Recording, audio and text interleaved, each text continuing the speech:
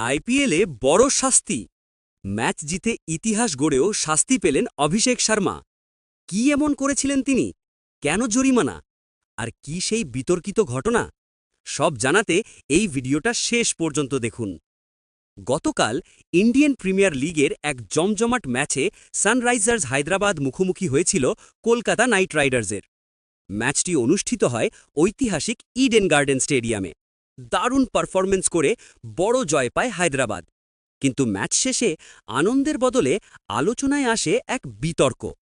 এই ম্যাচে হায়দ্রাবাদের হয়ে দারুণ শুরু এনে দেন ওপেনার অভিষেক শর্মা।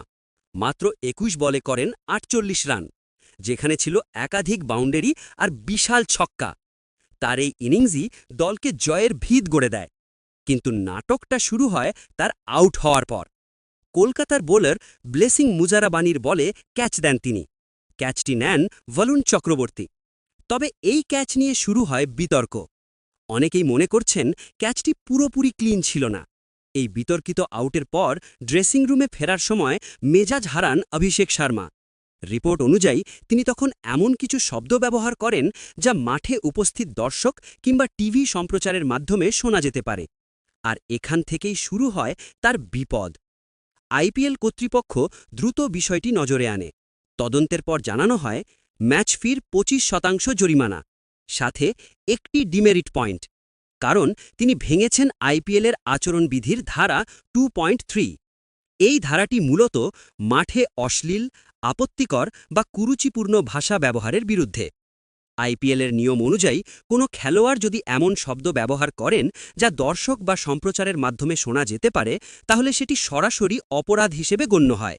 এমনকি স্টাম্প মাইক্রোফোনে ধরা না পড়লেও যদি প্রমাণ থাকে, তবুও শাস্তি হতে পারে।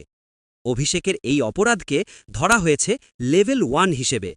এই লেভেলে সবচেয়ে গুরুত্বপূর্ণ বিষয় হল ম্যাচ রেফারির সিদ্ধান্তই চূড়ান্ত। কোনো আপিল করার সুযোগ নেই। ভালো দিক হল অভিষেক শর্মা নিজের ভুল স্বীকার করেছেন এবং কোনো আপত্তি ছাড়াই শাস্তি মেনে নিয়েছেন। অন্যদিকে একই ম্যাচে কিন্তু একটি বড় মাইল ফলকও ছুঁয়েছেন তিনি। সানরাইজার্স হায়দ্রাবাদের হয়ে ১০০ ছক্কা পূর্ণ করেছেন অভিষেক। এর আগে এই কীর্তি গড়েছিলেন ডেভিড ওয়ার্নার। সব মিলিয়ে একদিকে দুর্দান্ত পারফরমেন্স, অন্যদিকে ছোট্ট একটি ভুলের জন্য বড় শাস্তি। ক্রিকেটে শুধু পারফরমেন্স নয়, আচরণও যে কত গুরুত্বপূর্ণ সেটাই আবার প্রমাণ হল। তুমি কি মনে করো, অভিষেকের শাস্তি ঠিক হয়েছে নাকি একটু বেশি হয়ে গেছে? কমেন্টে তোমার মতামত জানাও। আর এমন সব আপডেট পেতে লাইক, শেয়ার আর সাবস্ক্রাইব করতে ভুলো না।